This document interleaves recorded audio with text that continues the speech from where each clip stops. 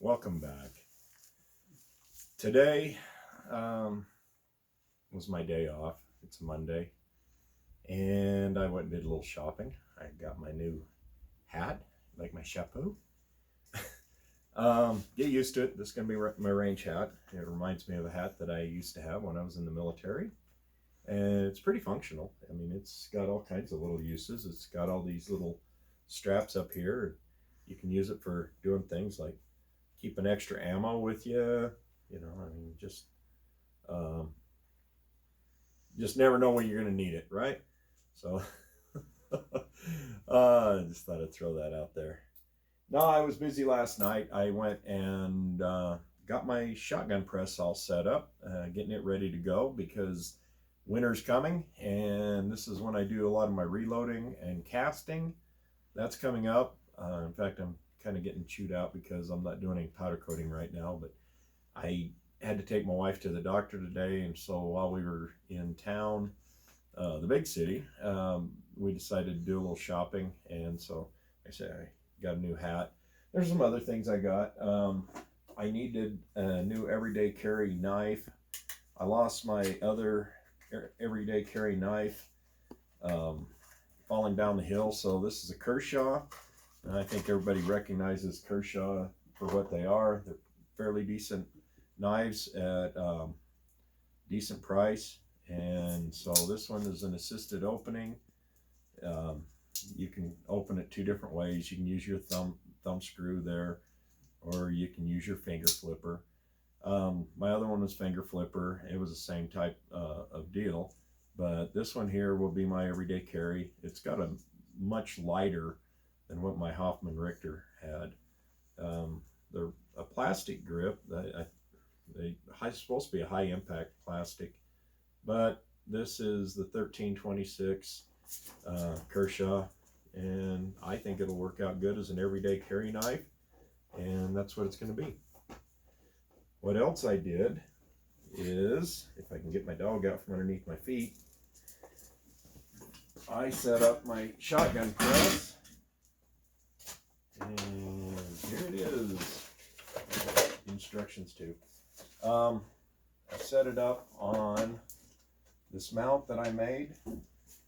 It's just a piece of 1x6 with some 2x2s underneath it, and everything, all of my things that I have on the bench, I have clamped on, so I can take them off, move them if I need the full bench with nothing on it. Just undo a couple of clamps, and I can do that with this. And I still have enough room for the handle to come down without interfering with anything. And in future videos, I'll be doing some shotgun reloading. I'm supposed to have a neighbor of mine that does shotgun. He said that he'd like to come over, and we're going to do some casting for him and some shotgun reloading for me. So let me get this out of the way, and I'll show you what else I got. So in searching for a new pistol, many of you know I've got an off-brand 357. It's a Weihrauch, made in Germany. Weihrauch also makes the Windicator. Some of you probably seen that, imported by EAA, European Arms Association, European American Arms. This was an old pistol. I got this back in the 80s, and it doesn't have a thumb release. You have to pull the crane, and that is also your shell ejector. It's a 6-inch. It's got adjustable sights, but I cannot get these rear sights low enough to hit my point of aim, so I am consistently at 25 yards, about 5 to 6 inches high, depending on my load. That's in 357.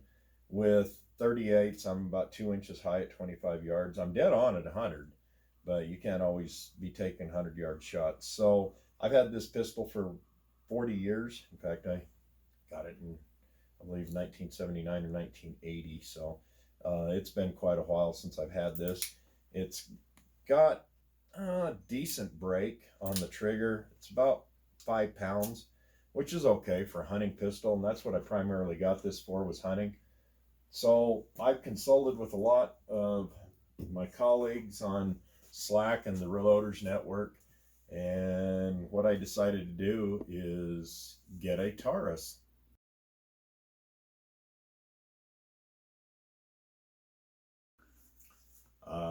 I really did consider the Taurus. I know people, it's got the Model 65, Model 66, and they have really good luck with it. I was looking at a 627 Tracker, has the ported barrel in a 6-inch, because mainly I don't need it for concealed. I need it for hunting and target practice.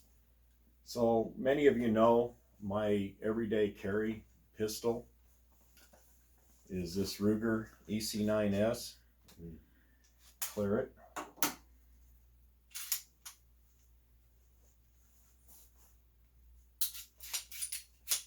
Okay, it's clear. Magazine out.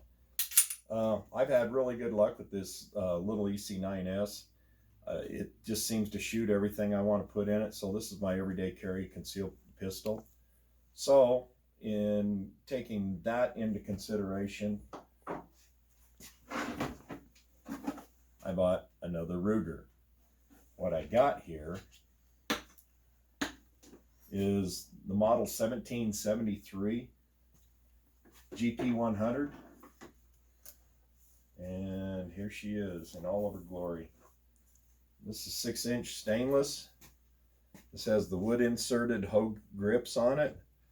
It's got the fiber optic front sight. This isn't the typical GP100. This one's it's got a few things that are above and beyond the regular GP100. One of the things that I like about the Ruger versus the Smith & Wesson, and believe me, I was seriously looking at Smith & Wesson 686, and I was looking at the 5-inch, I was looking at the 6-inch.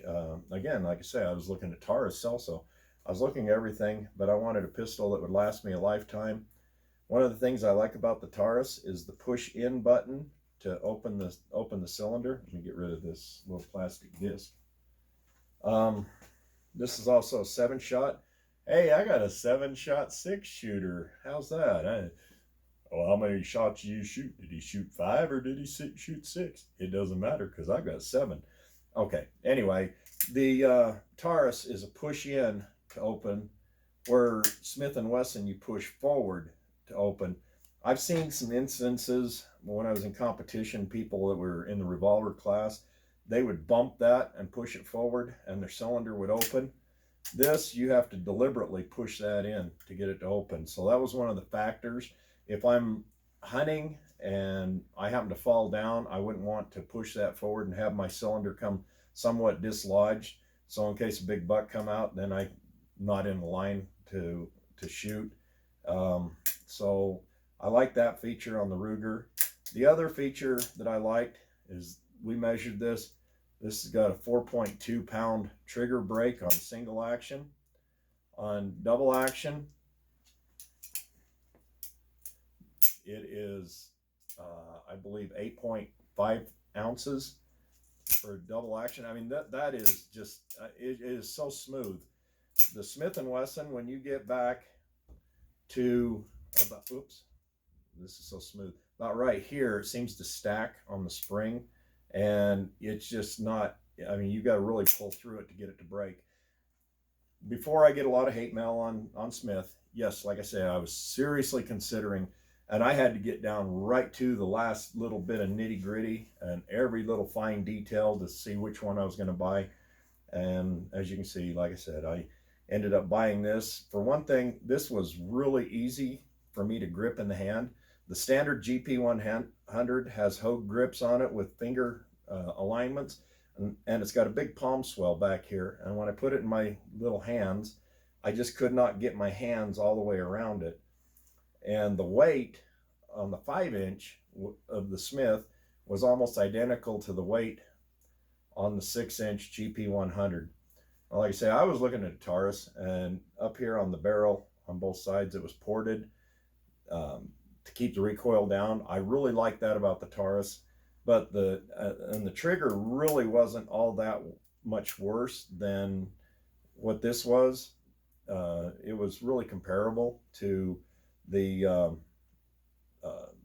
Ruger and the Smith, but Taurus has kind of a mixed bag of history. Some of them are awesome, some of them are not so much. So I ended up walking out with the GP100, and I couldn't be happier. I'll be doing a lot of videos on that coming up next spring. If we get a break in the weather and it gets really nice, maybe I'll get some footage out this winter. But I wasn't very happy with my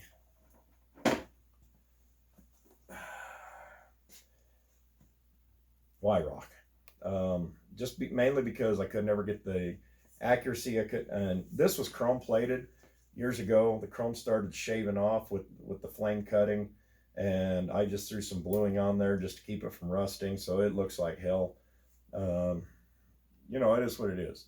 But again, like I say, this is probably about 5 pounds brake on single action, but it's about a little over 10 pounds, if I remember correctly, on double action.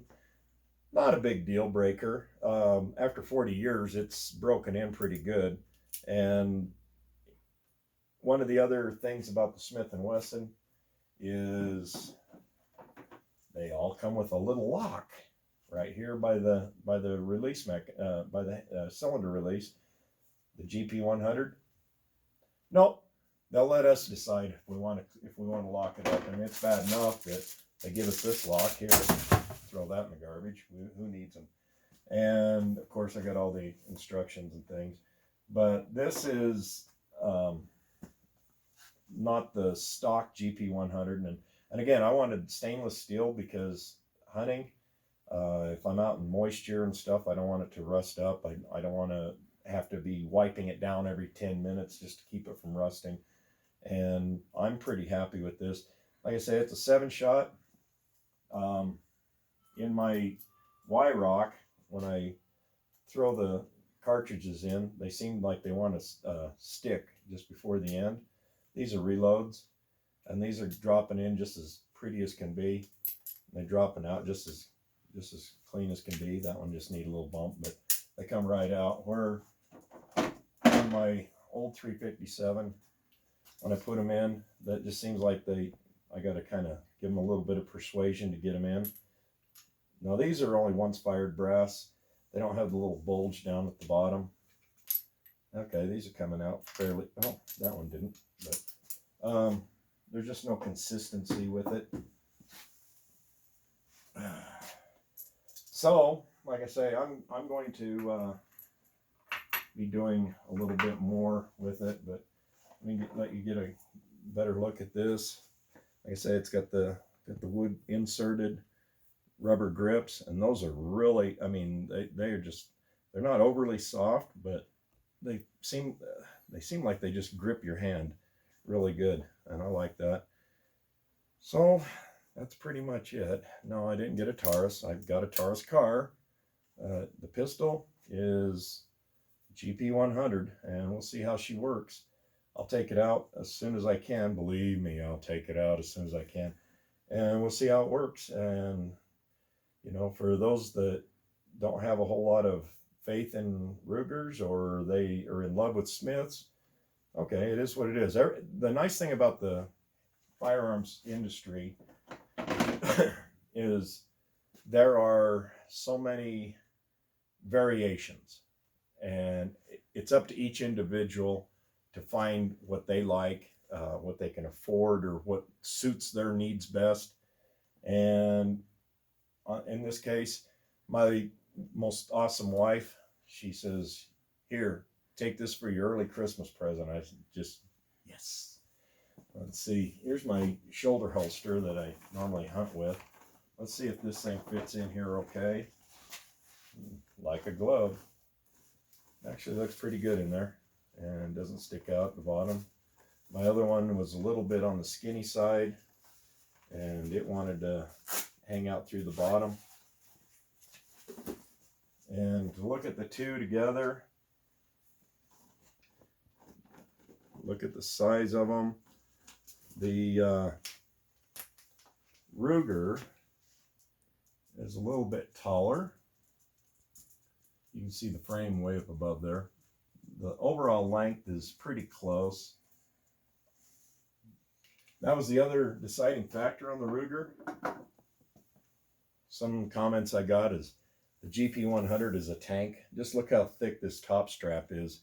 One of the problems with shooting a lot of Magnums is the flame cutting. It starts cutting into the strap, and there's been frame breakage on certain models. But I've never heard of a frame get cut through or anything on a Ruger.